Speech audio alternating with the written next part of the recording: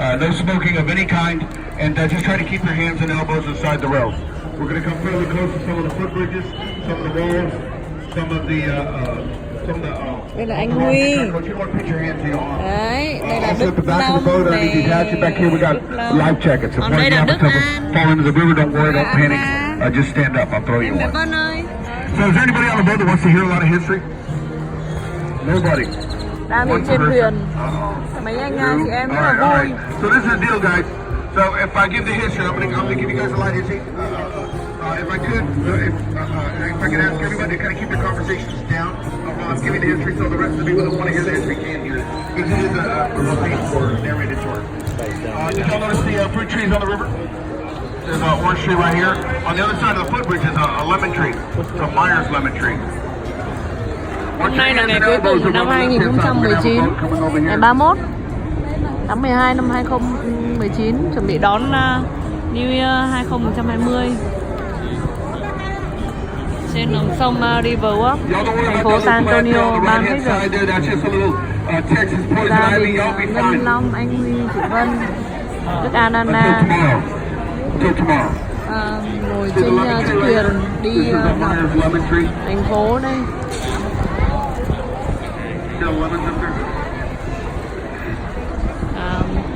Anh chị đến San Antonio thăm em Long em Ngân. Ngày mai là sẽ quay lại VA. Đây là ngày cuối cùng rất ý nghĩa, cuối cùng của năm 2019. Ở bên hai em cùng các cháu đây kỷ niệm cuối cùng năm 2019, cuối cùng là ý nghĩa hạnh phúc. And the Marriott River Center Hotel and the mall area there all at the same time. They started in 1985. They finished it in 1988.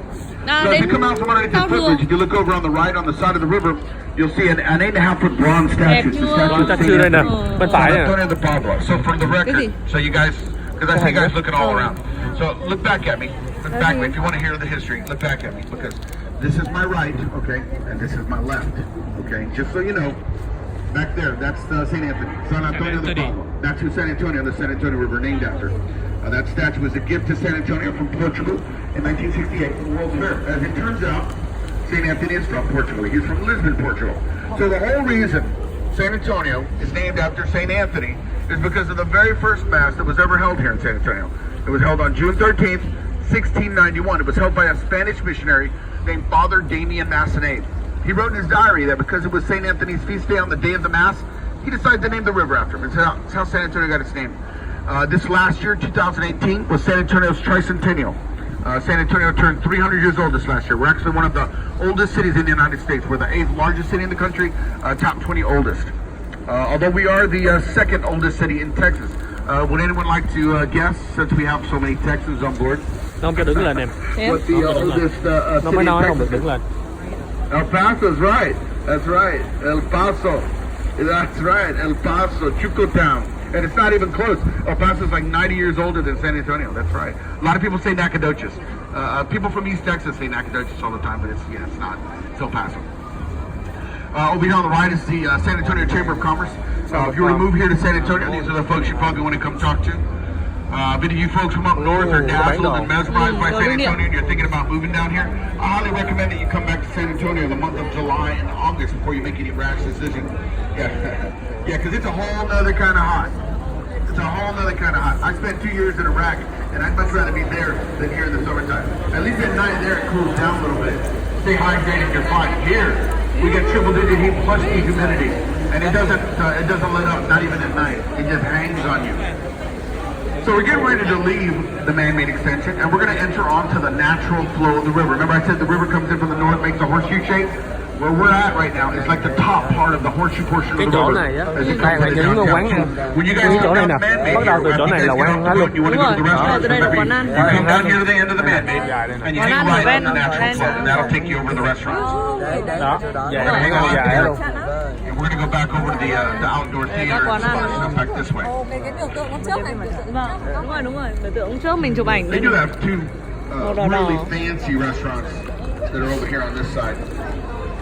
Kind of restaurants you need to get dressed up and all that kind of stuff. Most of the other ones are back in stuff. Đây là dòng sông Lười. So the hotel that's over here on the left, it's got a really interesting story. This is the Hilton Palacio de Rio, the palace on the river. The Hilton was built in 1968. It was built specifically for the World's Fair. It was built in a Guinness World Book of Records 202 working days. That's less than 9 months. So it took them less than 9 months from start to finish to build this hotel. And the way they did that is if you look up at those rooms, you see how they're all square? They look like boxes. They're prefabricated modular rooms. They were actually built off-site just south of San Antonio.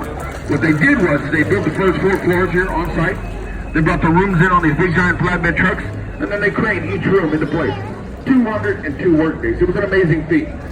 Everything in San Antonio was behind schedule and over budget for that World's Fair.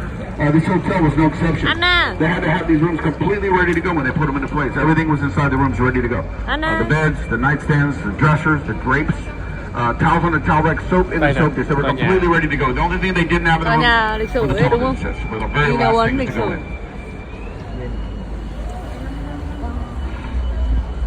As we come around this little bend, we're going to go into an outdoor theater. This is the Arneson River Theater. This was built in 1941. And this is the original design of this outdoor theater. Cái nhà này mắc tiền lắm. It's named after the chief civil engineer that did the initial renovation of the San Antonio River between 1937 and 1949. So the river went from riverbank to sidewalk between 37 and 49. This outdoor theater, like I said, this is the original design. The glass padded seats are over on the left. The stage separated by the rivers over here on the right-hand side. We have concerts here. We have plays. We had a pep rally here not too long ago, a couple days ago. They even filmed a movie here one time. Anybody see the movie Miss Congeniality with Sandra Bullock?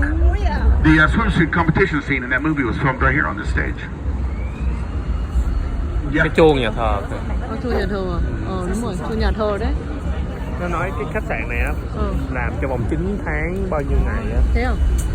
Mà làm bằng tay mới cạo được. Sao? Kia có cái cột cờ kìa, cột cờ này.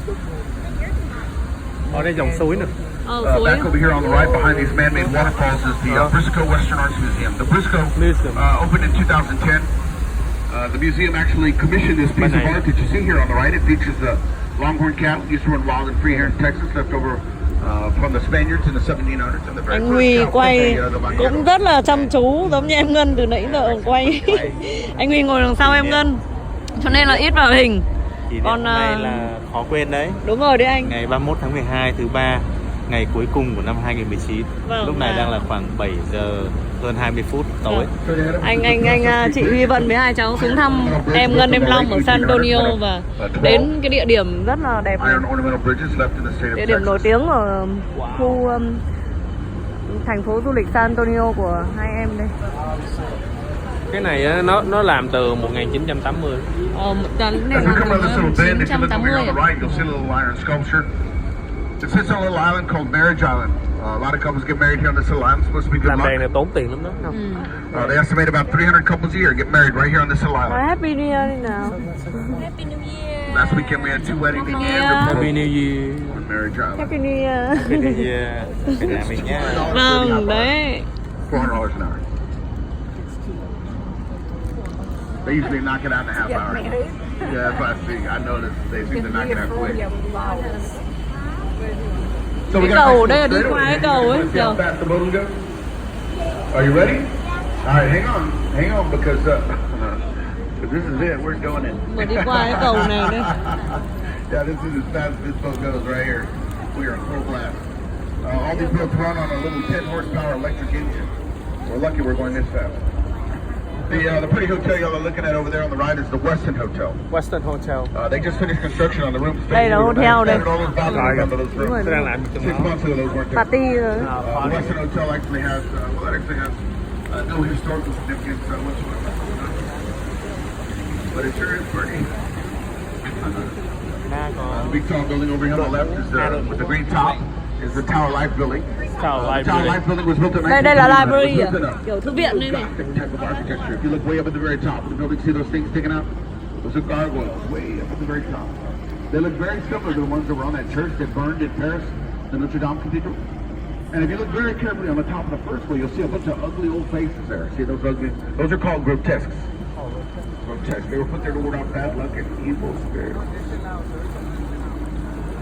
St. Mary Street Bridge that we're getting ready to go underneath is known by a lot of the boat drivers as the pivot drop zone. It's probably best if you don't look up underneath the bridge, and if you do, Đây thư viện đây. À đi qua một cái cầu nữa.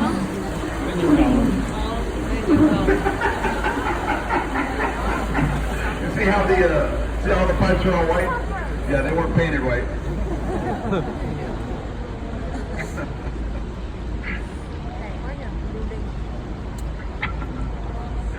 So we're getting ready to go out of floodgate 4.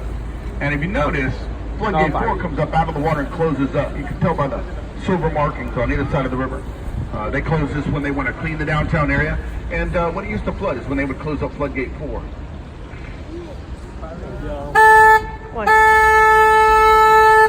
So remember I told you the river comes in from the north, makes a horseshoe shape and then goes south? This is the point at which the natural flow of the river goes south, back here to the left. We're going to hang a right and we're going to go onto this man-made flood channel. So if you guys are walking around down here and you get down here to floodgate 4, you know you've gone too far because there ain't nothing back here. I mean, unless you got a hotel back that way or a hotel back up that way. I mean, there's nothing back this way, really. In 1921, we had a real bad flood here in San Antonio. The floodwaters got about 8 or 9 feet above street level. There was a tremendous loss of property and life. So they built this flood channel, these floodgates. A lot of people like to check out these love locks that are on the fence up here to my left. I guess couples, they come down here to the downtown area, they put a lock on the fence, really key in the water like they used to do in France to express their everlasting love. À, cái cầu tình yêu chìa khóa này. Chìa khóa này. Đống ở bên Ý nhỉ? Cái đống bên Ý. Ồ, Long Ngân này phải làm quả chìa khóa này không? Ai? Hai ông bà nó yêu nhau. Cầu tình yêu. Thế mà không biết lên đấy nhỉ? Khóa chặt tình yêu rồi. Hay. Đống bên Ý. Đây lại cái cầu nữa đây. À, cái cầu này thì mỏng manh hơn. Ở đây quá nhiều. Còn nó nhiều nhỉ. Cầu nữa nè. Nhiều cầu nữa. Ở đây nhiều cầu lắm. Nó bắc qua sông á. Hey. The tallest, oldest tree on the river is directly in front of us. Cái này là cái cây cao nhất và dài nhất. Cái gì anh nói to Cái cây này cao nhất ở cái Riverwalk á. Cao nhất và dài nhất à? Cao nhỉ? Lung linh, lung linh.